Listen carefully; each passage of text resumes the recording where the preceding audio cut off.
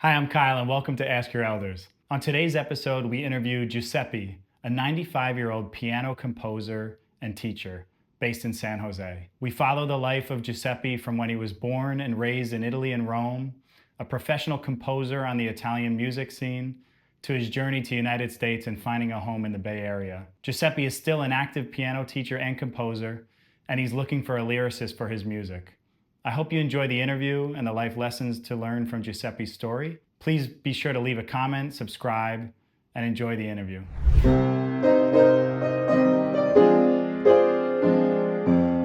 My name is Giuseppe Caruana, and I'm a piano teacher. I am a composer. Now I'm 95. And so where did you grow up? Where were you born? I was born in Puglia, Cerignola, provincia di Foggia, near Bari. But I don't know Cerignola because after 3 months they baptized me in St. Peter and I grew up in Rome. I don't know even Cerignola how to write. I never seen Cerignola. So your first memory is living in Rome. Yeah, sure. So do you have siblings? Were you the oldest, youngest in your family? First. You're the oldest? Yeah. And so how many siblings do you have? And then my brother, 1932, my sister, 1934 and 37. I still have one sister, and she lives in Bologna. So can you tell me a little bit about what life was like in those early memories of you in Rome? My father died in 1941 in Greece during the Second World War.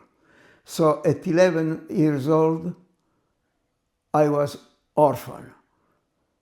And my grandfather, because I started to play piano with my grandfather in 1937. So in 1941, my father died and my grandfather assigned me to go at the conservatory to study music.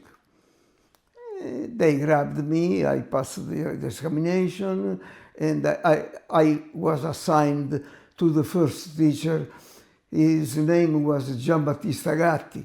Then they assigned me to another teacher, that was Rodolfo Caporali, a very nice concertist, and I started studying harmonia, composition. Then the American arrived in 1944-45. The radio started to play American songs. I started to fall in love with this, and from classical, I went to jazz, to modern music. So I started to write songs. Fortunately, I was sending this song to the radio, and the commission approved, and I had songs done from the most famous Italian orchestras, like Pippo Barzizza, Carlo Savina, orchestras that you don't know because, but they were very famous there. And I had my song published from the biggest editors there. That's incredible. Yeah. So you gave me a very big summary kind of your journey from the conservatory all the way through. If you don't mind, back to before you went to the conservatory. Yeah. So this is now, you said 1937, your grandfather... Before I went to the conservatory, I was at home studying with from 7 until 1941, 1937, 1941, I was studying with my grandfather. And so, can you explain a little bit about your grandfather's background with the piano? My grandfather was a leader, a conductor. And in 1924, the comune of the city of Cerignola lost Maestro Pietro Mascagni, the author of Cavalleria Rusticana. He was requested to direct. And the band of Cerignola, remaining without director, went down. My grandfather won the contest, and so he was the leader of this band of Cerignola. He went to Rome after 4 or 5 years, and then I was born in 1930, and so on. Wow. So, but he was a leader of the band, the musical band. So your grandfather, as the leader of the band, when you became 7, were you watching him play and you got interested? What started your interest? I was going to his house. Okay. Yeah. And so you'd see him play Yes, and you were interested. After school, yeah. So did you find that when he was teaching you that you had a natural instinct for piano? I can say that he gave me the most beautiful lessons, okay, that a grandfather can do. Yeah, I had very nice, good bases. Was he also a composer? Oh yeah, sure. So you were playing original Yeah, pieces by your grandfather? he composed musical march bands for bands, and I have the pieces of the newspaper talking about the concert that he was doing. Wow. Yeah. Special. My father too was a musician. Oh, was he? Oh yeah, yeah. But he was tenant, and he had to go to the war because there was a mobilization. Sure. And he died the 13th of April 1941. And then my grandfather. Do you remember the time period before the war, before your father went to the war? Do you have memories of Oh, that? yeah. I remember all the speeches of Mussolini. Yeah. And so can you describe kind of what that was like, being part of the pre-war Italy as a young kid? We were singing songs about Italo Balbo, the chief of the Air Force, Italian Air Force. At the time of Italo Balbo, when he went to Rio de Janeiro with all the hydroplane, okay? My father, my mother, they ordered to the tailor a divisa of tenant of the Air Force. And I have the pictures too. So that's what I remember. So in school, what were you like as a kid in school before the war? Were you very musical then? Were you outgoing? Were you funny in class? Can you describe? I was in the family, just being in the family, and not going in the school, that's it. Not big things. Always the same routine. Yeah. Can you explain what the difference was in your family before your father passed away and after, and how things changed? Well, yeah, sure. Because I have to be in the in the academy from 1941 until 1947. My grandfather died in 1947, and I started to be in my own and writing songs, and fortunately I met the very famous lyricist. Oh, really? At the time. Oh, yeah. While I was studying classical. Yeah. And did you collaborate? Oh, I met very big Morbelli, Riccardo Morbelli. I wrote lots of songs with him. And this is the author that American people, they know the song Baciami piccina sulla done by Rosemary Clooney. Wow. Yeah, I made songs with Martelli, other big lyricists, Astromari, Yeah, very good. I didn't like to work with new lyricists. Okay. I always wanted to stay with big names. Yeah. So, what was it like going at such a young age to the conservancy? Can you explain? Was it hours a day of playing? What was it actually? Well, I was like? going to Conservatorio at 8 o'clock in the morning. I had to be there studying theory, solfeggio, harmony, piano, see? And coming out at 1 o'clock. Then at home to my grandfather, eating. And after eating, I still have the voice of my grandfather. Go to study. So at that time, with so many hours dedicated to music, did it become like a job, or did you love the music? Morning and another 2-3 hours in the afternoon. Yeah. But did you always enjoy it, or did it feel sometimes like a chore? Oh, no, I enjoyed it. Yeah, I enjoyed it. There is to work. Sure. The technique needs practice, so you have to work. So you were telling me before, but I'd love for you to explain again, what was the dynamic like with the teacher and the student back when you were studying at the conservancy? How was the relationship between the teacher and the student back then?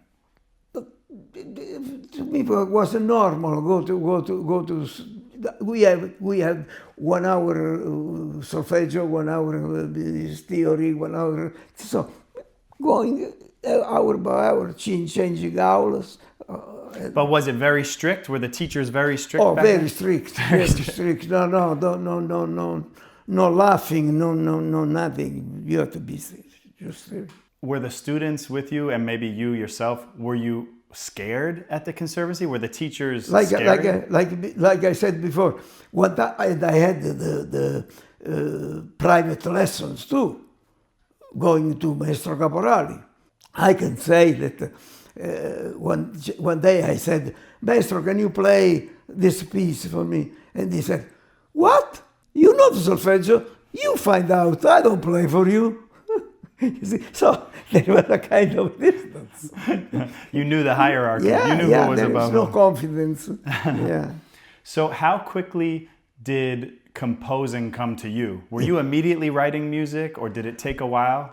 I started before kind of classical, but I understood that was something that didn't have any significance. No. So then I started to go, suppose, in the evening at the movies, and they were doing all the American movies with Rita Hayworth. Can you think of any specific movie? And I absorbed these songs, you see, and I started to write. Can you remember any specific song or movie right now, or maybe? Oh, Over the Rainbow was one of the first. Then Smoke Gets in Your Eyes, Only You, a lot of songs. So can you describe that period? So you said it was once the Americans arrived, and then that's when the radio... Oh, I remember when the Americans arrived in Rome. So what was that like? Can you explain that to Oh, me? yeah, but I woke up, and there was lots of noise. I was living in Rome, in Via Dardanelli, and all the camions, the soldiers were passing for Via Angelico, coming from the Vaticano, from St. Peter, going north. And they were throwing away lifesavers, candy, stakes of cigarettes, the cheese, the spam in cane. You see, I remember these things. Yeah. That's amazing. They were throwing away. One day I got a stack of cigarettes, like a strike. So was that for the Italian people in Rome, was that a happy day? Was it mixed? Some people happy, some people sad, the day that the Americans Well, arrived? we were happy because with the American coming in, we were happy. The war ended. Yeah, we were very happy, yeah. Were you at the Conservancy studying music during the war? Oh, yeah. So what was it, were you as a student still aware of the war going on, or were you distracted because of your studies? Yeah, I was listening to the news, but more thinking at the music. That's it. But After the war, you got the American influence, and that's when you started changing your focus to more popular music composition? And then my life has been always writing songs and meeting nice lyricists. Then in 1970, okay, my mother came in the United States, called by my sister. So your sister was the first to come My here? sister first came here. She married one of the four brother Cosentino. Do you know Cosentino? I don't know. You know, they had 4 stores in San Jose. Oh, really? Yeah, Oh, okay. the grocery, big store. Okay. Where Lunardi is now on Bascom. Okay. This was So Cosentino. they're an entrepreneurial family. They own a few Yes, grocery yes. stores. Okay. So my mother was. How did she meet him? Through What? Your sister met him. No, he came in Italy as a soldier. Okay. So they met, and then my sister came here. She had 5 children, called my mother. My mother came to help her. Then after 1 year, she was longing for my children. So she said, why don't you come here? I came for 1 month vacation. Then they trapped me. I got this. So that was 1971 that you came? No, 70. Okay. Yeah, I came here the 3rd of April of 1970, and the day was decided from my lyricist Riccardo Orbelli, because Riccardo is the birth name on the 3rd of April.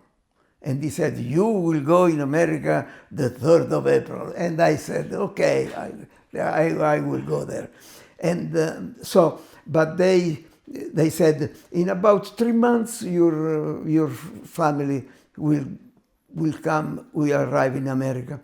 Was not 3 months and a half, was 1.5 years. So you were here waiting for your family to come join and you? I said, but I have the house in Rome, I have my work, I have my thing, but you said in 3 months, then 3 months.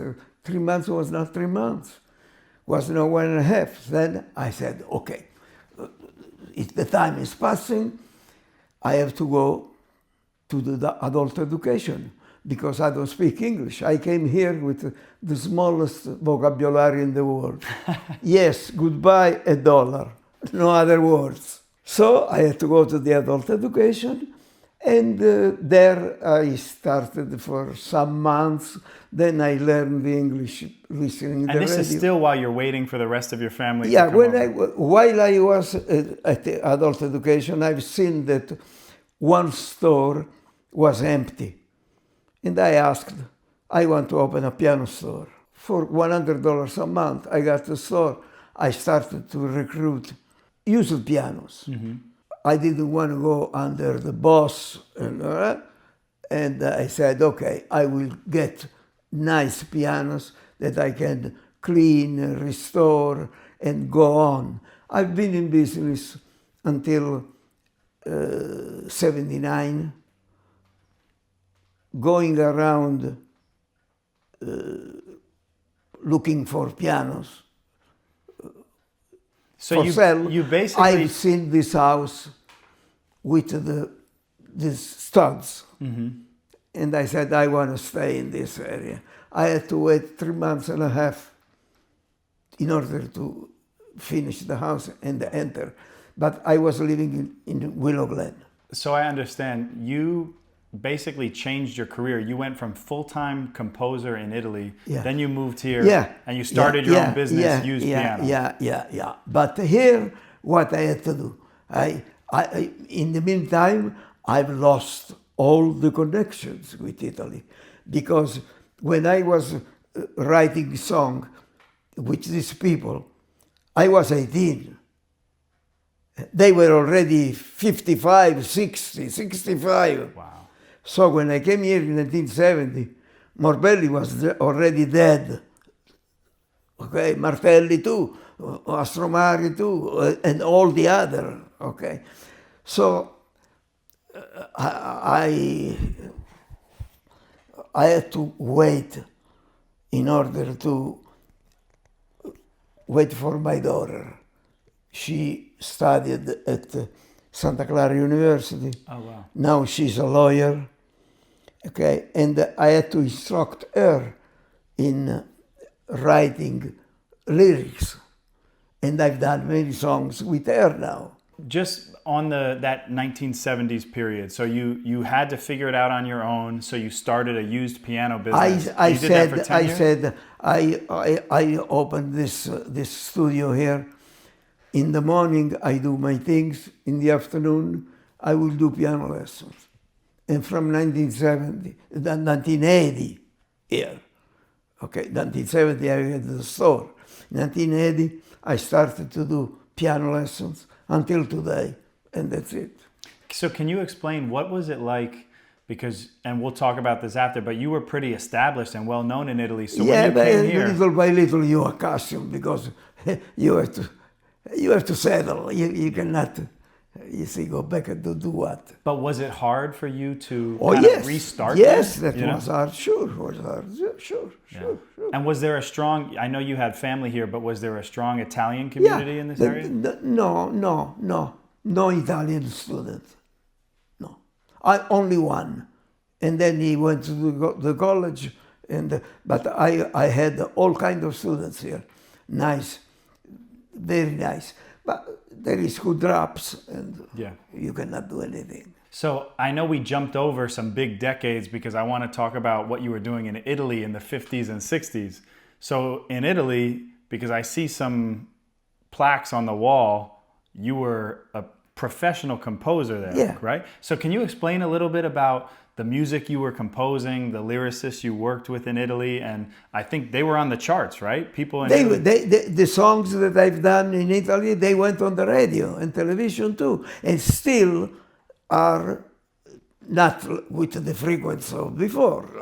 Okay, I received some royalties now. Do you remember the first time one of your songs was on the radio in Italy? Oh yeah. What was that like? Can you tell me about that? I was in paradise.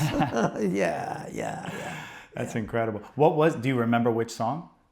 Yeah, this was the first song, Playing Rio Rita, Rio. and was assigned to the orchestra of Francesco Ferrari. The orchestra of Francesco Ferrari was the best orchestra in Italy at the time, because it was playing only exclusively arrangements, original, of Tommy Dorsey, Benny Goodman, and they were all nice. And they played your composition? They played Rio Rita. Wow. Yes, That's and incredible. then from there, all the other songs. Were you making good money when you were in Yeah. that time? But now, just sales. No, but at the time. At the time, yes. Wow. I was living. Yeah. And so what was that? Were you meeting other great lyricists or artists? Can you explain, like, what was your life like during that time? And really, I wanted to write one day a song with Migliacci. Migliacci is the lyricist of Volare. Astromari, other lyricist that I wrote lots of songs, said to me, Peppino, today I have a surprise. I want you to meet Migliacci. Oh, okay, let's go there. And I brought some songs. He didn't refuse, but he said to me, we are a clan here. and we are already 6 writing songs. The agreement was we collaborate for the songs. 1 or 2 come up for the song, but the other 4 are figuring on the bollettino of the CIA. The CIA is like BMI, like ASCAP here. Yep. You see? So he said, if I have to write with you, you will be the 7th. You will have a kind of penny. It's better you sell the song for yourself, and you have. But he liked very much all the songs. So this is the last that I wanted to meet in Italy. Wow. But with all the other, I had songs that went on the radio. So was there a specific lyricist that you had a really like the most productive partnership with that you've made many, many songs with, or was it always different lyricists? No, really, no. I didn't have a hit like a Volare, no. But I had consistent songs on the radio that gave me enough to go on. That's great. Yeah. So in that story, you were saying that someone called you Peppino. Is that your nickname? Yeah. Nonno Peppino. Is that your nickname? Yeah, Peppino. So where did that start from? Why do people call you Peppino? Friends. Oh, okay. Friends call me Peppino. Okay. Yeah. So, okay. In the 50s and 60s, professional composer in Italy, you're playing, the music is on the radio. Did you have a family then for yourself there, or was that not till you came to the US? But in Rome, Yeah. I had the kids. I married in 1959, okay? And 1960, I had the first. 62, I had him. Then 64, my daughter. That's it. Got it. So everybody, you had a full family in Rome before coming to the United States? Yes. Got it. Yeah. Amazing.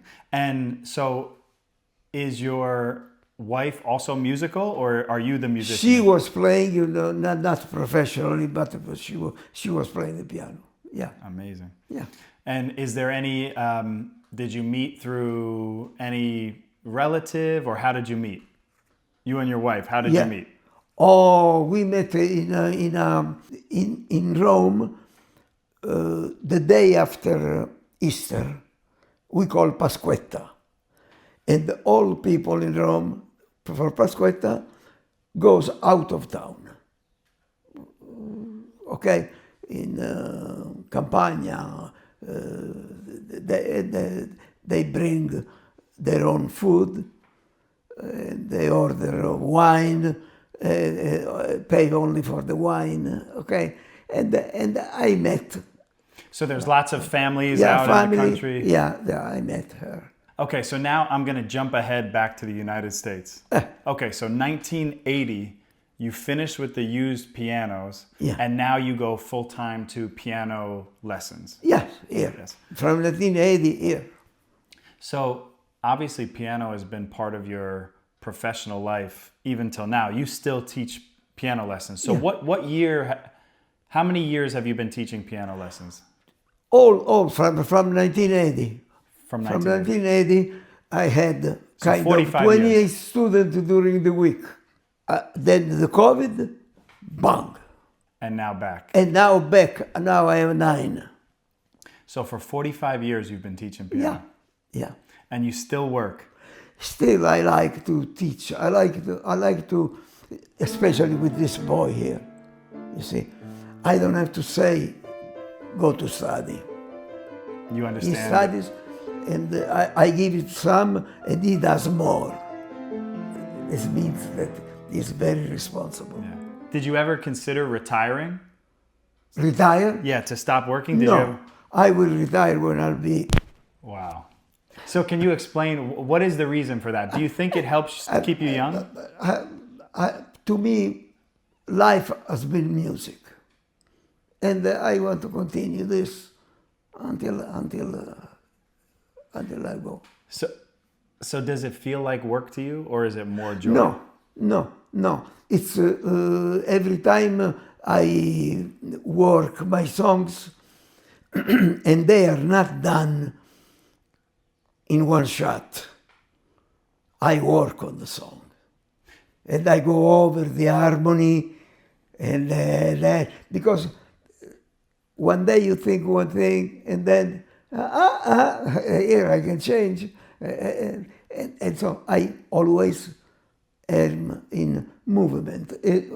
I like. And that's so important to have something creative to enjoy. work on, right? I enjoy. Actually, can you talk a little bit more about what is that process? Does the song come to you in a dream? Does the song come to you while you're just freestyle playing? How does the music come to you that you create? I have the idea, and then it's a sparkle. And then you have to work. You see? And that's it. And I like to work on the harmony and change until I'm really satisfied. And it's always piano, right? Are you ever writing for other instruments as well, or is it just piano? Arrangements, yes. Oh, you're doing that as well? Yeah, I'm doing arrangement. Yeah. But I don't have an orchestra here. I have the instrument in the computer, okay, fake. You have so much energy, and you're 95 years old. So how is that possible? How are you able to have this much energy at your age? I think, I don't know if God, but for sure the music. What's your regimen for staying healthy? Do you exercise every day? Have you always exercised? No, I don't. I've done exercise when I was in the academy, you see. But for these 3 years, from 1941 until 1943, then no more. And no more? No more. Then I don't exercise. I don't. Now I do my circle here around last kind of 45, 50 minutes of walk when I want. Sometimes I am fluent in the walking. Sometimes I have to go slow, and this become a little stiffy, and I say, okay, let's go back home. So then how about food or wine? Is there any secret to how you're so... About food? Yeah. That's a little bad because I lost my wife in 21. I'm sorry. 4 years ago. She was a nice cook, beautiful woman, very nice. And now I have to cook some eggs, zucchini. I have to remember what I buy something from Costco, like a lasagna, but really I'm not a cook. And the time that I spend in the kitchen is a time that I abolish because I don't want to do this. But I enjoy only staying in the studio and doing. Sure. Seems that I'm crazy, but I'm not. I'm relaxed here, doing my things. Sure. But it sounds like for the majority of your marriage, your wife was a very strong cook. So you always good food and... Yeah, I like the food. The food. Oh, yes.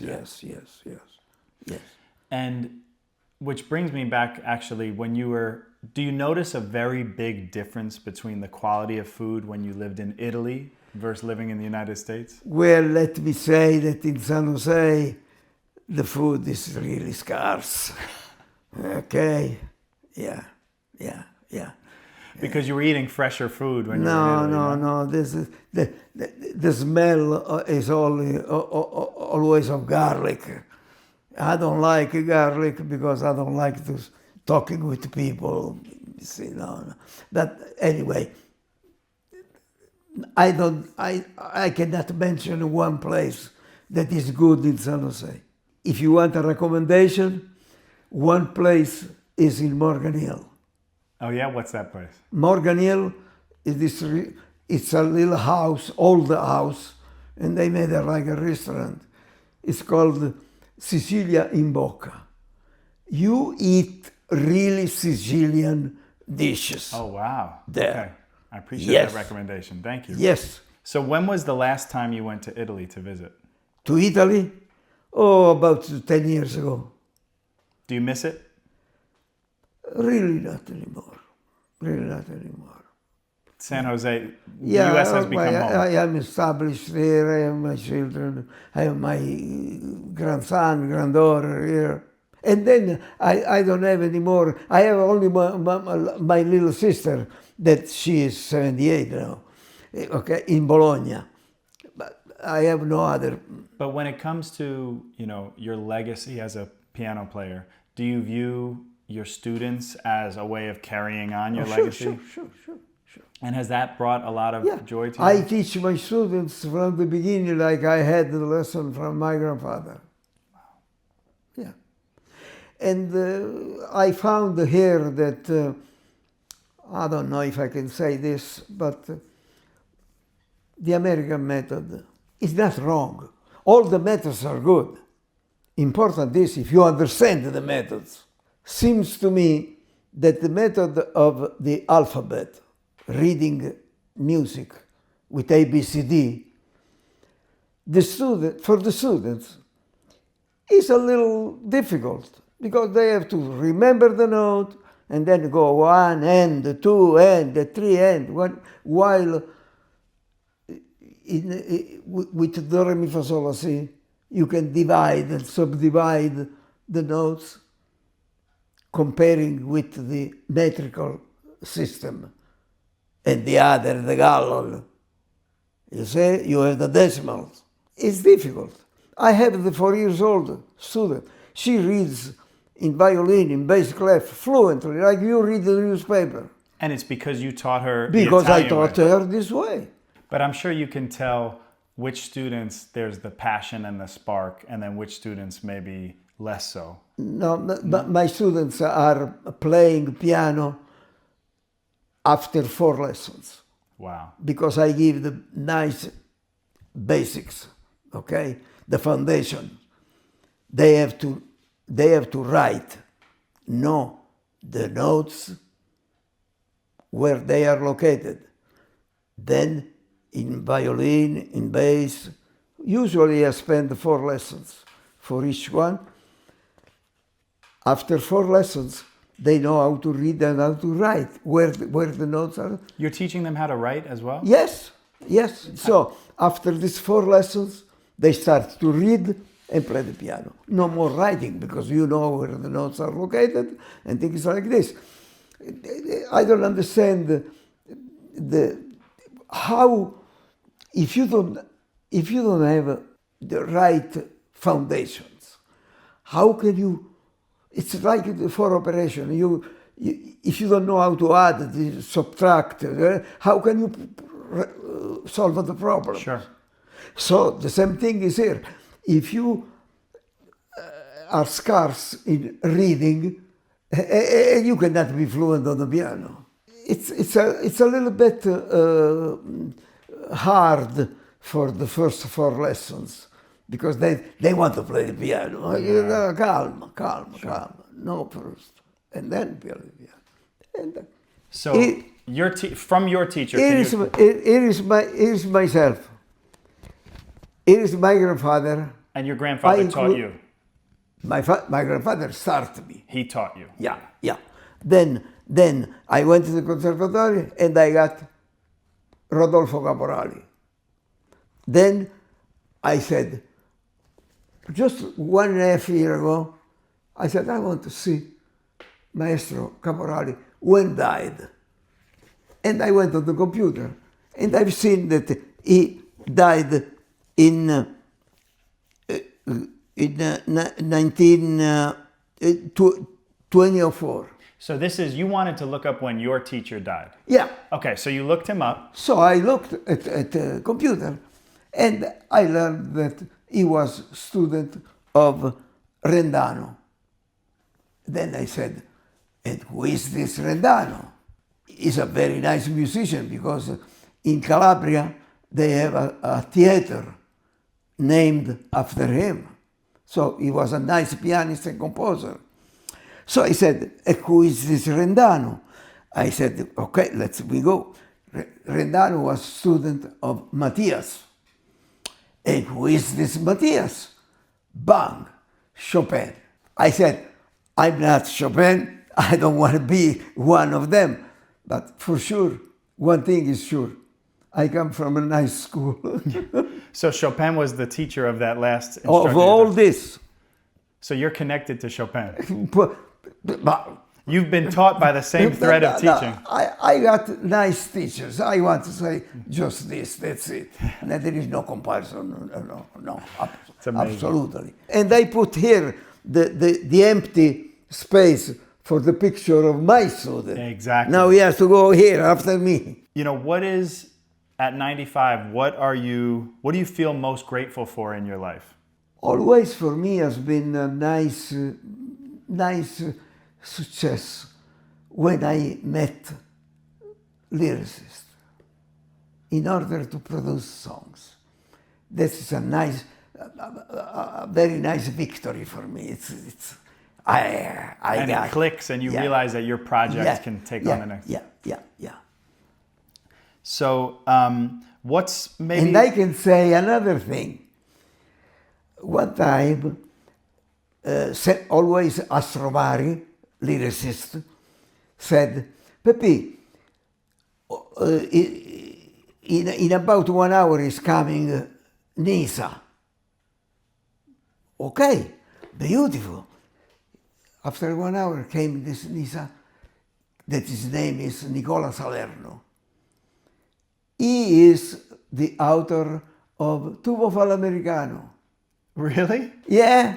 And you met this gentleman? Yeah, I wrote with him too. Yeah. He came and we met, okay? And I suppose you are a composer, he said to me. Sure, let me hear something. And I played the song that I played for you. Sure. Okay?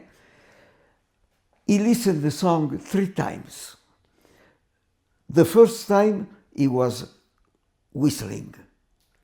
The second time, better. The third time, he said, okay, now let's go to eat. We went at the restaurant. The day after, in the morning, he came and he gave me the sheet with the lyric there. No one comma, no one point, no one thing to be changed. He memorized the tune and he has done the most beautiful words. And the song is called L'amore fa miracoli. Love makes a miracle. Remember these words. Where there are clouds, love brings the sun. Oh, it's a very nice Napolitan song. And he died too. Because when I came here, I lost the connections. But there was a spark when you find a good lyricist. Yeah. I'm so fascinated. I so appreciate your time. This has been amazing. Is there anything that maybe we didn't talk about that you want to share or you want to talk about? Maybe is there anything you think? I have my granddaughter, okay? She is in New York. And she sings lyrics. She is just like a rose blossomed from other teachers. Sure. I didn't teach her. So she's a vocalist. Yes, very nice voice. Opera. Yeah. She's an opera singer. Huh? She sings opera. Opera singers. Wow. Yeah. And so is she studying in New York right now? Yeah.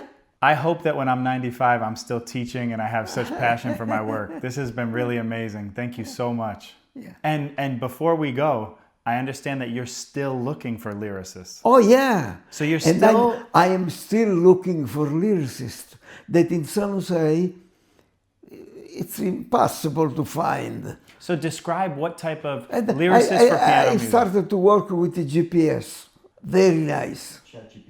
Oh, with ChatGPT. Yes. Yeah. Yes. Yeah, Yes. yeah. Look at you, 95 years old. We have a good relation. So you and ChatGPT are working together. Yeah. And has it produced any good We are lyrics? working some songs that then I give to my daughter and she will polish. Yes. Yes. So you Trying have to two do- binders full of conversations. This is about the content of to make 4 songs. to make 4 4 songs. songs. Yeah. So can you just take me through, what does the conversation look like? Do you share ChatGPT the theme? yeah, or saying what? find me the rhyme here, but you're wrong because here the line has to be 8 syllables, and you gave me 7. And he says, "Oh, I'm sorry, I will correct." And everything is That's unbelievable. very nice collaboration. So you've actually found some value from communicating with ChatGPT. Yes, absolutely. It's nice collaboration with. Have this. you ever actually produced any of the songs, or No, it's recently I have done this kind Okay. of 3 months ago. so you have about 4 songs? 4 songs done with him and smoothed Wow. from my daughter. And so you wrote the music, Yeah. and then you worked with Worked, ChatGPT for the lyrics. And then with my daughter finished. Yeah. It's And I amazing. can show the lyrics It's amazing. that I have there. That's amazing. So has there been any other experience that, what was it like talking to artificial intelligence, the computer? Do you enjoy going through the process? Yeah, of I being- enjoy. And so you know how to continue prompting it and giving it new information? With him, it's just like I was doing the songs in Rome with Morelli, with Martelli, Really? with all my lyrics. So you feel that collaboration with the conversation? Yeah. 24/7. That's amazing. Always available. Yes, right. So you have you have it at your fingertip Yeah, whenever you want. yeah. So explain to me, how much time have you dedicated to speaking with ChatGPT? Even one day long. You spent the from whole day? morning to, yeah. Wow. Yeah, and the eyes too.